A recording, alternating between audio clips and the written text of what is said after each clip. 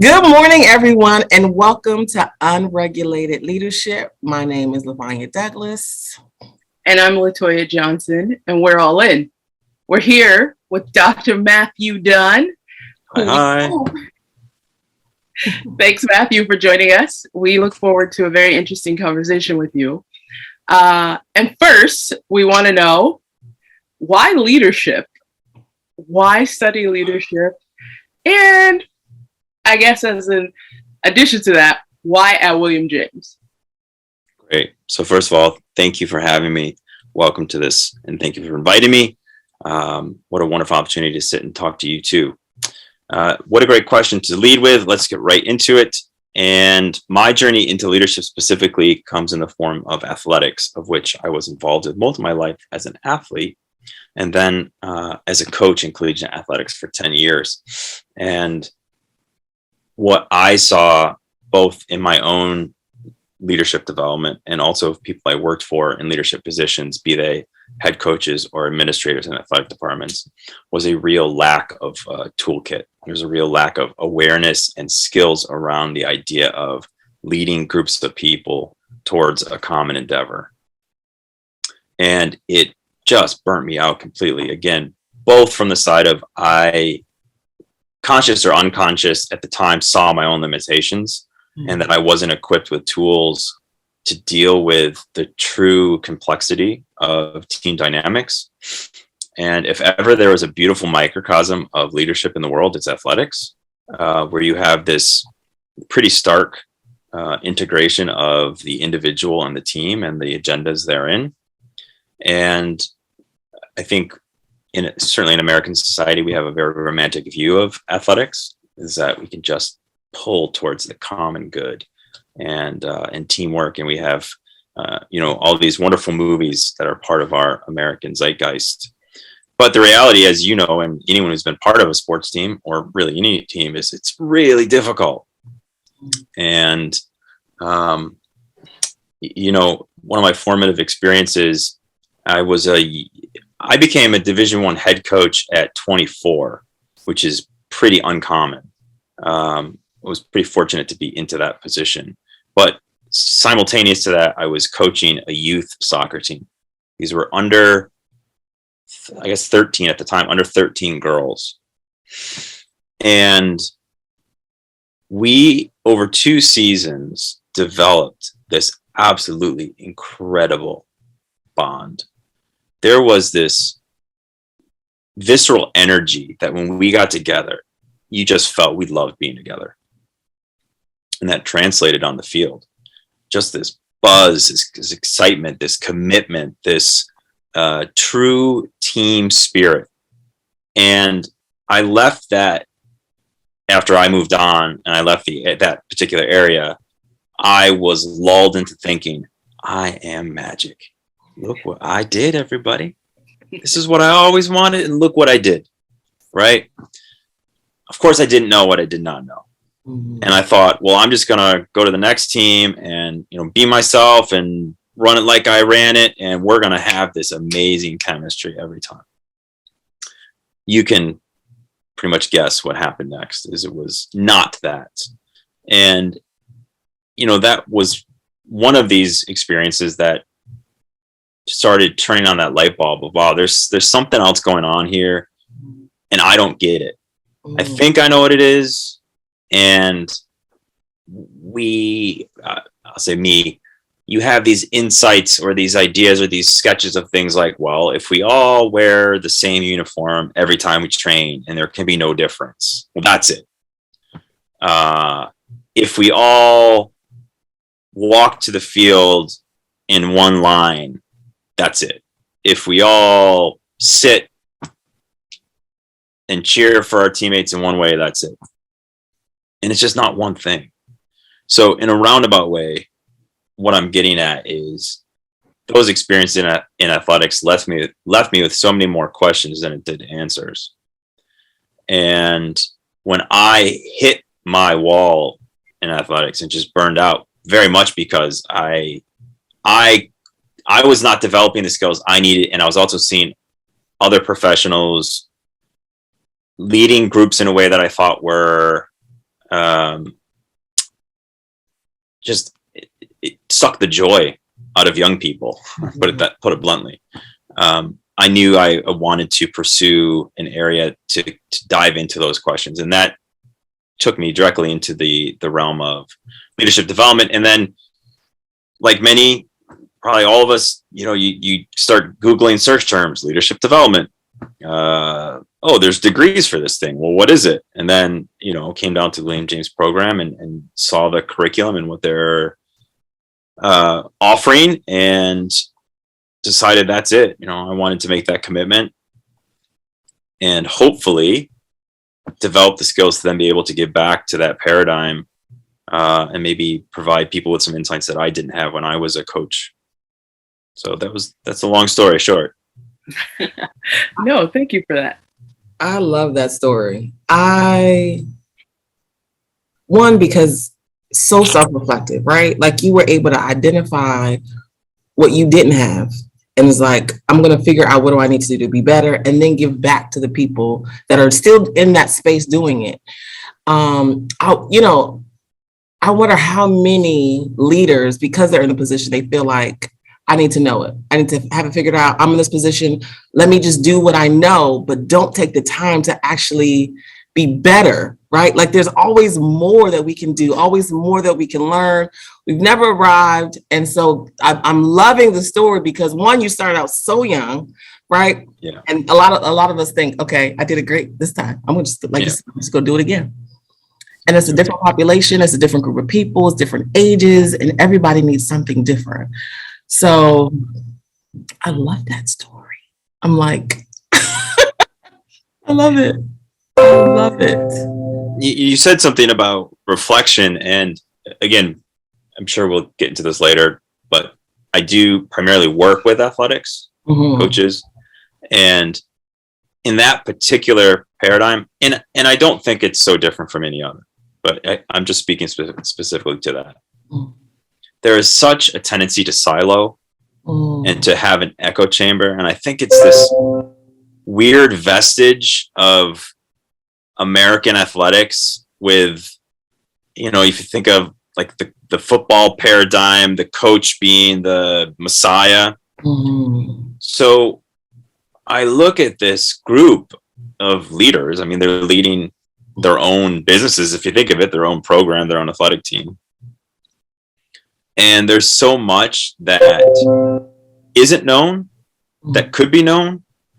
And it is just, it's unsettling at times, because even if you look at parallels between, athletic team and the business paradigm, there's been things that have been going on in the business realm, like self-reflection, like emotional intelligence, all these kind of juicy terms that we've talked about a lot, that have not yet been codified down into this one particular area. And I'm sure there's many more that hasn't happened to, but it does bring up this idea of self-reflection, which is, you don't know what you don't know.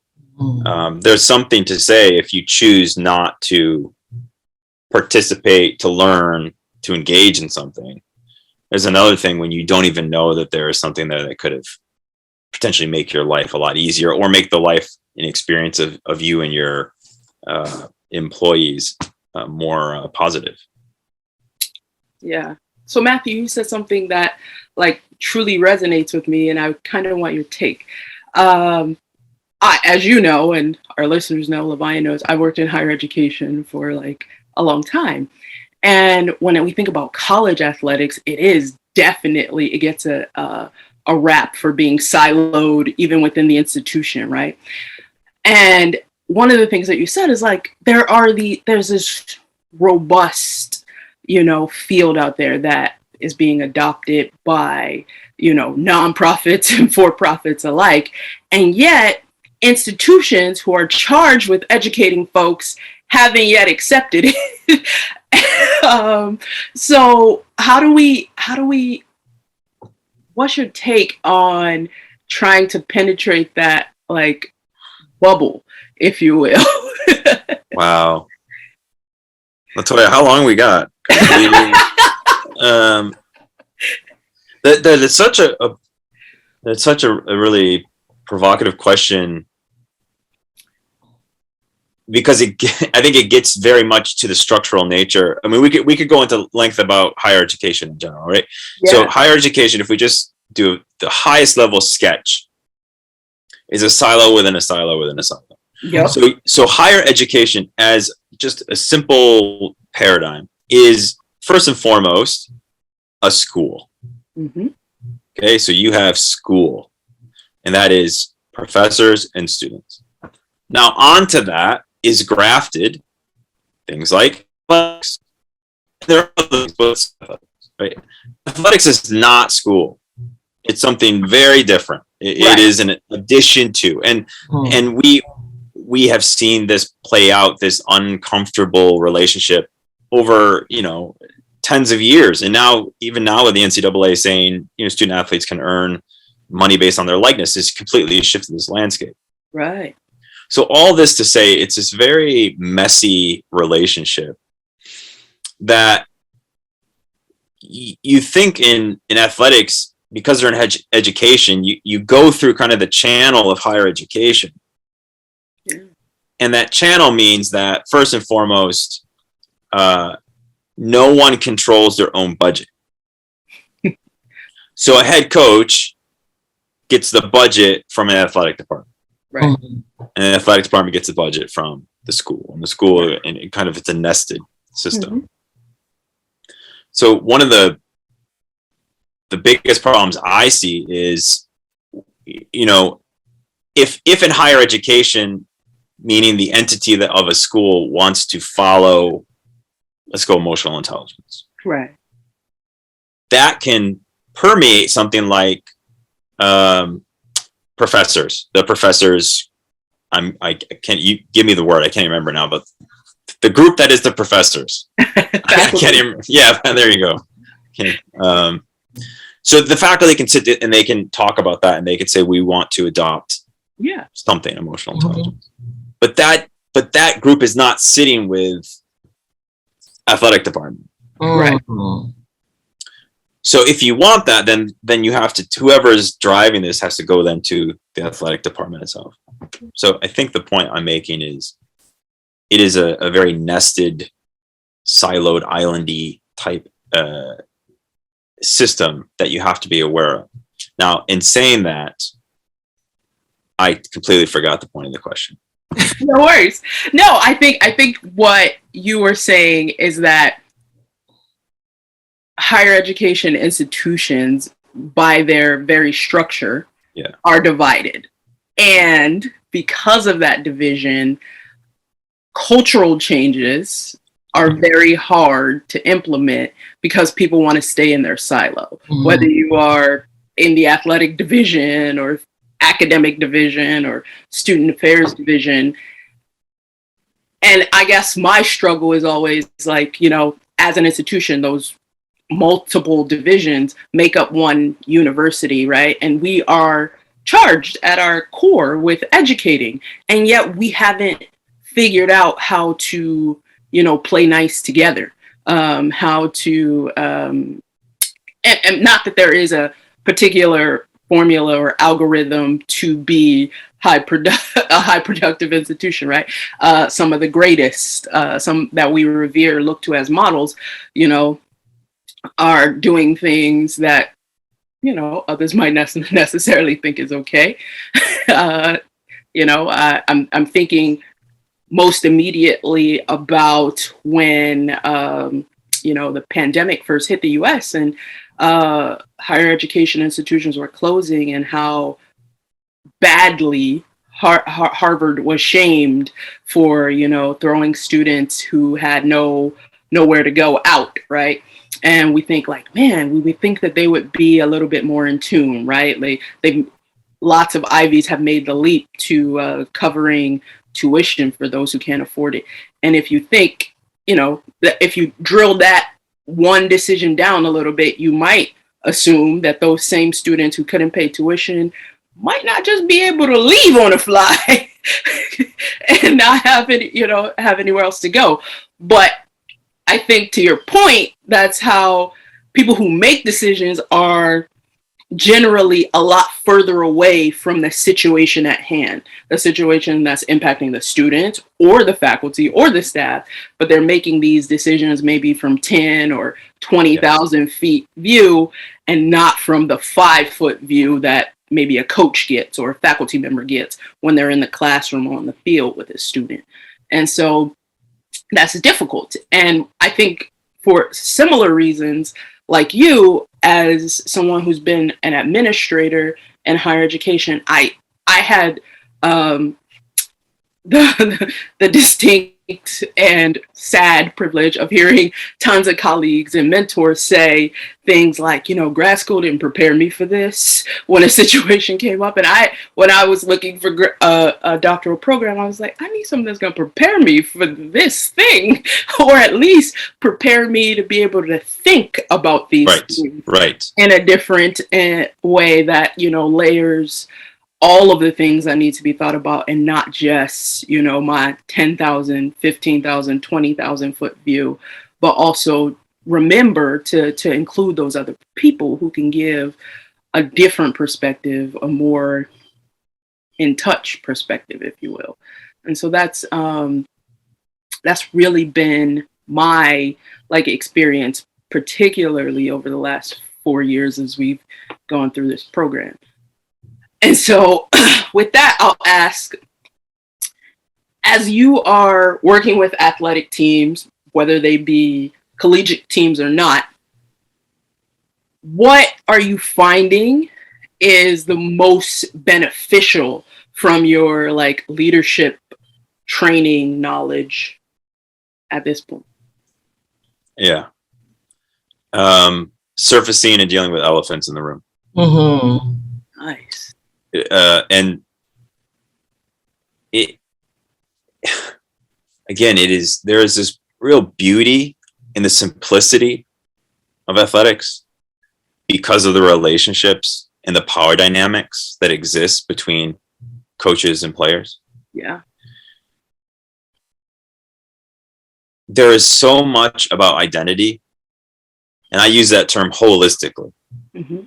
But there's so much about identity and self-worth that is transactional in athletics. Okay. What do I mean by that? If I spend my formative years I played soccer. So if I play my formative years, a lot of my identity, valuation, validation came from playing and performing at a high level, right? There's ego to that. Yeah. There's external validation to that. It's how I am known. It's what I do. It's where I go. It's my happy place. So, okay, I work at I seek higher levels of training and competition, and I am quote unquote good. And because I'm good, I get identified to go play at a collegiate level, which to all the listeners out there, there's no one thing as a collegiate level. It is such a spectrum. I tell young players this all the time. If you want to go play right now, regardless of your ability, you can, because there are programs that just need bodies. Mm. If you want to go play at University of North Carolina, Stanford, that's a different thing. But there is no one thing in collegiate athletics. Anyway, so I perform at a high level. I'm quote unquote good. I go to a college. Now, when I get to the college, my self-worth, we're going to reset that button, right? Because I'm in a new environment. I'm with new people who don't know me. But the one thing I got in all the change is sport. Now, that is great for my ego if I am playing and performing and getting that validation. Okay. But that might not be the case. And you know who determines that? The coach, or at least the perception is he or she, there is some sort of valuation. You can play, you're going to be a starter, you're going to be a sub, you're not going to play, you're going to be a training player. Okay. And it is that tension, in my experience, that absolute bitter pill to swallow, that somebody has such control over my self-worth. I'm not saying this is real. I'm saying this is perceived. Mm-hmm. That creates such resentment. And as a coach, you can feel it and you can see it, because who are the happiest players on the team? The players that are playing all the time. Mm-hmm. Right? Of course. Now, if you're not getting what you want, that's the real test of character. Mm. Do you manage that tension in a constructive way? Meaning, I'm going to get feedback and listen to the feedback, and I'm going to work on to develop whatever the areas I need to develop. And, over courses of time, graduation, players leave, I now rise to a position of more prominence or not. That's stressful.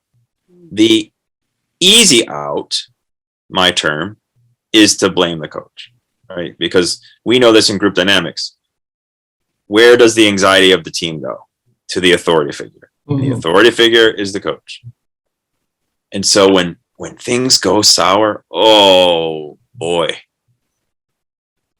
Boy, oh boy, oh boy, oh boy.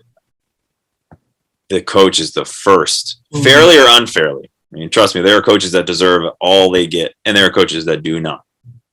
But it's just such an easy target. So ultimately, when I'm in rooms with teams, explicitly or not, what we're talking about is fear. That's what we're going to get to. Some way or another, we're going to talk about fear. It's fear of who am I in this group? It's fear of who am I if I'm not being validated and getting playing time? How do I exist? And all this stuff. So to go back to the question, to be able to sit in that and as a practitioner know that it's coming. Yeah. I'm not going to push that, but I know it's coming in some form. Right. Somewhere it's coming. And once it's out, to have built a container and then had the facilitation skills to say, okay, we're going to jujitsu this energy right now. We're going to use this energy and we're going to move, because we're here with a performance objective, right? The performance objective is to do the best the team can do, however that is measured. Mm-hmm. You could say wins, but let's go with that. Wins. We want to win more. Well, if people are engaged in a collective consciousness towards the same objective, that's a better thing for the group than if they're not. Right. But fears, it's tricky. And then I guess to then shift that back to if there is one target of that fear, for example, the coach, understanding that is happening for a reason, and then how can we take that energy and shift it back into something that is creative instead of destructive? Yeah. You said so many good things. One of the things that as I'm listening to you talk about the dynamics, this is new for me, right? Because I was an athlete in high school, right? Then I was a dancer like in college. And so I was but everything that you're describing, still there's a leader, there's someone to blame, am I good enough, right? I was the best in high school. Now I'm a freshman in college. I'm no longer the best, right? And so then if the coach is not equipped to deal with those different things, they can negatively impact the athletes or the dancers or whatever, that the sport or activity is. And I wonder if there is intentional trainings for coaches about leadership and development and how they engage with their players. And is there a curriculum for that? Do they go to conferences for coaches and be like, this is how you deal with, players that come from privilege and players that come from poverty? Like, how do you deal with, because even in our work, right, you have to deal with your employees the same. Yes. I mean, the way you're describing it is just like an organization. And I think about my coach. She was terrible. She was terrible at engaging with people. She was terrible at like understanding people's weaknesses. It was like, I'm going to beat you down and I don't never build you up. Like, I need you to go to training, right? And so like, is that something that is there, or is that something that needs to be created? And do coaches know, or is it at certain levels they have these trainings and at other levels they don't? I went to a smaller college, so I don't think leadership development was something that was in the curriculum for the coaches or the staff. So I'm just curious, is that something that we should be looking to create? Is it already there? We just need to bring more awareness to it. Because sports is such a big thing. I went to the World Games 2 days ago, and I'm looking at all these different countries that are walking through and all these different teams. And it's like, as you're speaking, I'm visualizing, okay, the impact that these coaches are having on all these athletes that are here. Like, I have so many more questions than the answers, but this is a fascinating group of people that we can create stuff for. So, wow, my head is spinning. You have so many incredible elements of this question, and I'm going to try to sift through, because it was just so you just really expanded my consciousness here. First and foremost, the arts, that is an area that I want to get into more. I want to explore more. I don't see why it's not the same. And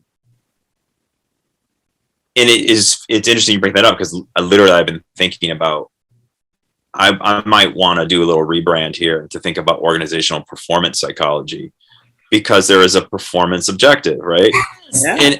And so winning a game, playing a concert, doing a recital, those are performance objectives. Mm-hmm. So this is copyrighted right here. 3 of us.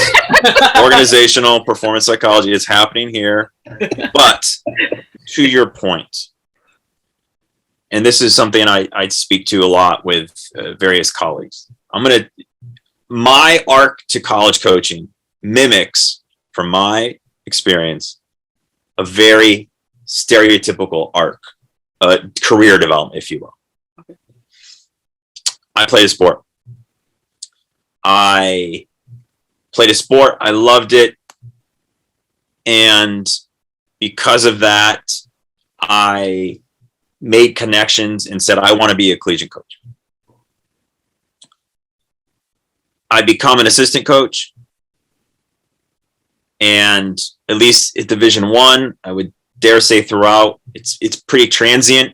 You want to move to get new positions, right? So maybe you start as a Division I level that we'll call a third assistant. You just get a stipend. You're not full time or anything like that. And you work for several years and you make connections. And then there's a position, you become a second assistant. Now you make a little bit more money than a first assistant, and then a head coach. But through that arc, like, again, I coach soccer. There's a national federation of soccer coaches in the United States, the United States Soccer Federation, which holds and offers coaching courses. They offer licensing courses, they call them. Now, I've been through the licensing courses. The caveat being those courses have been revamped in the last 5 years. So I can't speak to what they are now. But during those courses, I learned more the pedagogical, theoretical nature of coaching. I can structure a training session. I can design a learning environment that challenges you to develop as a player. I can analyze a game. I can watch a game and I can see, what is happening here? How do I counter it there? What do I do? The tactics of it. Mm-hmm. But nowhere in there, and this is exactly what we brought up, is there a lesson in team dynamics, psychology, emotional intelligence, name it, just group stuff. We'll call it group stuff. Mm-hmm. So I trained as an educator. my undergraduate is in education. So it's in that environment where I learned about, I'm in a classroom of young people, and how are you addressing the whole person? Mm-hmm. That's what I had. That was my introduction to this idea. But if I didn't have that experience, there is no formal part, module, thing for athletic coaches to develop these skills. The same can then be said for athletic directors. Mm-hmm. So I do sincerely think it is the missing component, that they're just gaps. And it's a systemic issue. It's a structural gap. That could be there. Now, again, I said I coach soccer at the United States Soccer Federation. Pick a sport. Each sport has its own federation. Mm-hmm. And I don't know if every federation offers coaching courses, but if they do, many do, I'm making an assumption that the same is true in that environment too. So kind of across the board, if people are working with young people in a athletic environment, I think there's an opportunity here to provide or integrate different modules of learning as they progress into their own coaching career. Now, you bring up like relationships, cultural relationships. How do I expose myself to become open to understand just difference, define difference? Mm-hmm. Do you know, Latoya, maybe you watched this, maybe Vanya, you did too, the show Last Chance U? I did, yeah. I don't talk about it. So junior college. Yep. It started with football. I think it went to basketball, but it's junior college football. Players who, many of which have had Division I opportunities, and then for myriad of reasons lost that opportunity, academic ineligibility, disciplinary reasons. They go down to junior college level to hopefully get academically shored up, become eligible again, get their profile up, and then go back to a Division I level with the ultimate goal of being, an NFL player. Right. I can't watch it. First of all, how come all the head coaches are white and all the players are black? And coming from very different environments. And to see the way in that particular paradigm communication is handled in such a just a belittling, demoralizing way. I mean, this is the stereotype of football. But if you watch those, you just go like, oh man, this is how this particular leader feels he needs to speak to a group of young men. And in this particular case, by and large, young men who have a very different cultural background than he does. And it is sociology 101. If you want to study that, go learn that one. But that's what I thought about that. That's a really good example, actually. You and I have talked about Last Chance U on other occasions, and I'd forgotten about some of those layers. But it makes me think about athletics and how athletics will change or not as we are now raising a generation of young folks who are more emotionally intelligent and who are having education environments that actually cater to their whole self, with, students as young as kindergarten learning to meditate and do yoga and, mindfulness and all these things. I'm always a bit of a skeptic. Matthew, you and I have had many theoretical, philosophical conversation. And so I always think capitalism wins in the United States, right? And so athletics, particularly in the US education system, is very much tied to money. Yep. And so when I think about that, I'm trying to figure out where is our entry point, where is the point, the soft point in which we can kind of infuse our newly branded organizational performance objectives so that we are catering to the whole person. You know, in higher education, we always, you know, people always kind of use the line, it's supposed to be student athlete, not athletic student, you know. And at the end of the day, because of so much of what you described earlier, when student athletes come to college, a significant portion of their identity is tied to the sport that they play. I've seen more students who, maybe not even students who had major injuries, but just minor injuries, just kind of check out and blow an entire semester because they had to be benched for a week or 2 weeks because they sprained an ankle or they jammed a finger really bad or whatever the case may be. And so when we think about how we change that culture, are we looking for outside influence? And when I say outside influence, I guess I'm meaning our branded partners, sponsors, those kinds of folks to really take up the charge that emotional intelligence, whole person performance needs to be included. We're looking to the NCAA to say like, hey, you need to do better. Or is this really something that we're hoping that significant figures, whether that be coaches or players, start taking up as a kind of model to say like, oh man, we can be better, we can be leaders in this new realm of athletics, in this new age athletic kind of dimension. I don't know. Yeah, again, what a great question. This is where I think the siloed nature of athletics is a boon. Because you, the coach, you could do it. You can do this tomorrow. You could change tomorrow. And we could go down the theoretical rabbit hole, but here's ultimately what I come to. The metric here is joy. It's like it's joy. So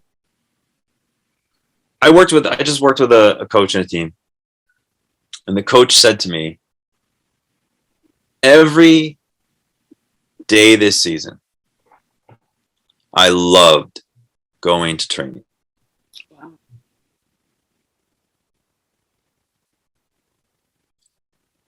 That was so profound because it's so rare. Why wouldn't you want to love to go to your practice? And what things make it so it's not enjoyable? As a player, wouldn't you love to go? I mean, there's no such thing as a sport emergency, right? There's not a football emergency. You get to go play a sport. It's joy. So how did we muddy that picture? How did we step on this, both as a leader, a coach, and as an athlete, to think that stress and dysfunction are inherent to what we do? Because to your point, Latoya, young people today and social emotional learning is incredible. But I watch those same kids but wilt because they're in this environment where this power dynamic is perceived to be something. If someone was verbally abusing you and you didn't say something,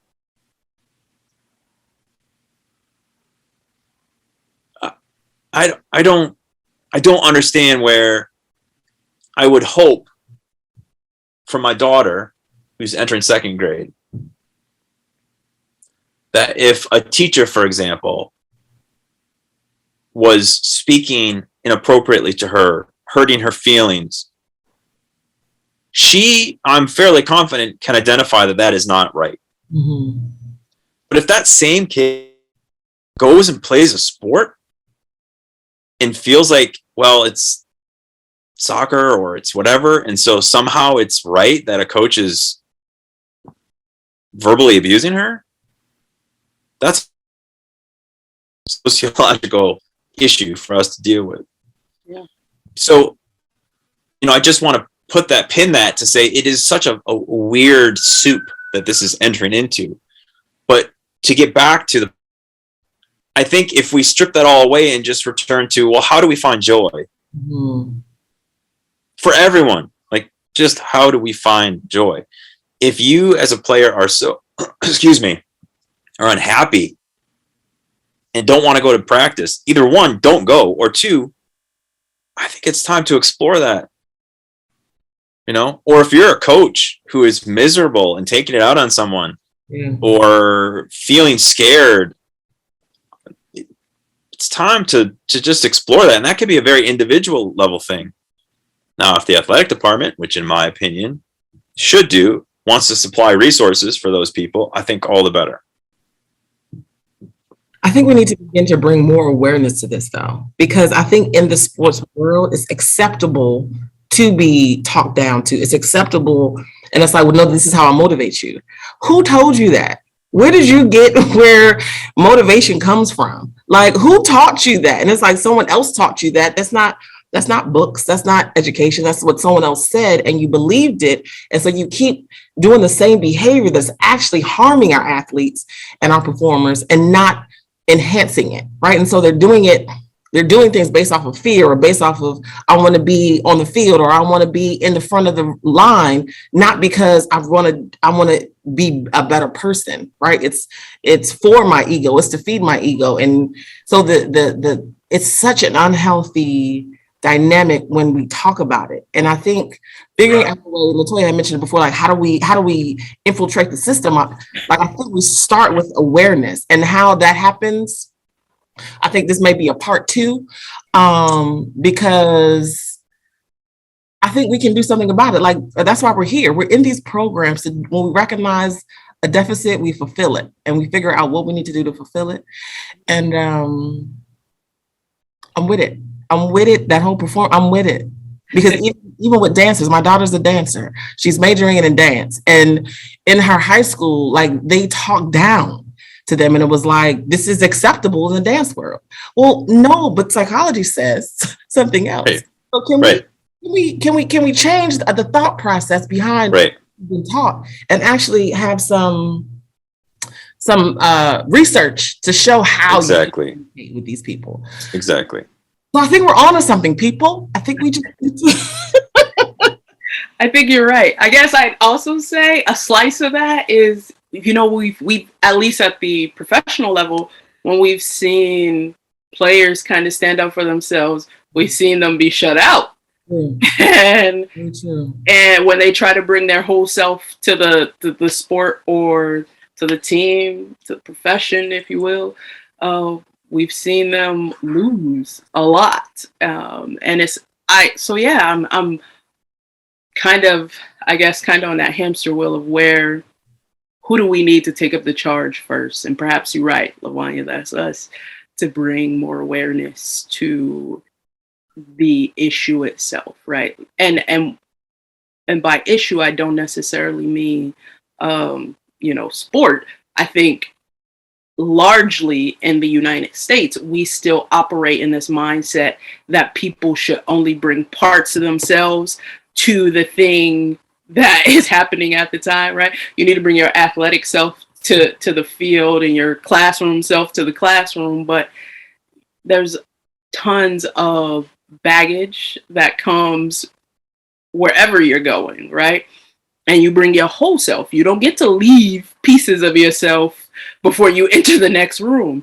And we just have not embrace that idea that we need to cater to the whole person. I'm sure all of you, like me, I'm watching people in different organizations change policies now as post-COVID, kind of readiness, preparedness. But things that they are allowing now happen prior to COVID, but it wasn't acceptable then, right? Parents had to pick up their children before daycare closed a long time ago, but now you can work from home on Tuesday and Thursday so that you can be there on time, right? These are things that are just, we just haven't yet fully accepted, at least I think in a lot of places. Yeah. Yes. What does that make me feel? A lot. I love that. I love how you asked that question. What does that make me feel? I love that. We have talked a lot about this, and I've loved our conversations every time. And even now, I'm very consciously trying to not go theoretical, because I love a theoretical. But a couple things that I think need to be sifted through, and you brought them up, Latoya, which is, do we and can we link professional to amateur sports? Are those two, can we treat them to the same? I don't know. You have the Phil Jacksons of the world, again, very stereotypically, but wanted a positive environment, wanted to promote harmony and facilitate communication. But okay, so we have that. Second, the unenlightened, the insecure would say, well, the coach needs to be in control. And I don't disagree with that. No different from, for example, a CEO of a company. It is a coach's business. So, for example, the playing time issue. The coach should make that decision. That's why he or she is hired in that position. So I'm not going to argue that. But I think what we can say is, but it's a how.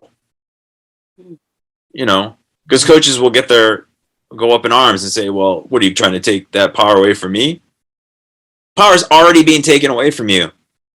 Because how many coaches are fired every year because of player revolts? And more specifically, parent revolts. Is that happening? 100%. If your players are so unhappy with you, you think they're going to leave? You're leaving. They pay your salary. So there's this really messiness that needs to be sifted through there about how does this power sandwich get managed? Because the coach just has a target. But it can be managed. It just can be managed. I don't know how else to say it better. It's to your point, Lavanya, there is nothing here that is not achievable. There's nothing here that's not being done right now in organizations throughout the world.